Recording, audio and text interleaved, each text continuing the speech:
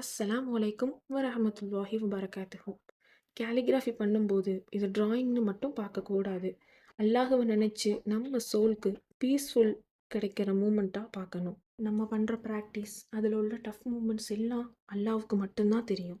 அல் குர்ஆனில் சூரா அல் பக்ரால 286வது வசனத்தில் அல்லாஹ் சொல்லியிருக்கான், எந்த ஒரு ஆத்மாவுக்கும் அது தாங்கிக் கொள்ள முடியாத அளவுக்கு கஷ்டத்தை அல்லாஹ் கொடுப்பதில்லை.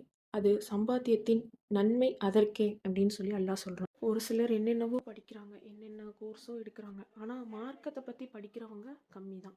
அல்லாஹ் நம்மளை இஸ்லாம் மார்க்கத்தை பற்றி படிக்கிறதுக்காக நம்மளை சூஸ் பண்ணியிருக்கான்னு நினச்சி நம்ம அல்ஹம்துலில்லாஹ் பெருமை தான் படணும். மனம் தளராதீங்க. அகைன் அண்ட் அகைன் ப்ராக்டிஸ் பண்ணிக்கிட்டே இருங்க. மோர் மிஸ்டேக்ஸ் பண்ணாலும் உங்களோட நீயா தான் முக்கியம். பர்ஃபெக்ட் லைன்ஸ் கிடையாது. ஒரு நாள் உங்கள் ஸ்ட்ரோக்ஸ் ஸ்மூத்தாக ஃப்ளோவாக கரெக்டாக வரும். உங்கள் ஹார்ட்க்கு இன்னர் பீஸ் கிடைக்கும்.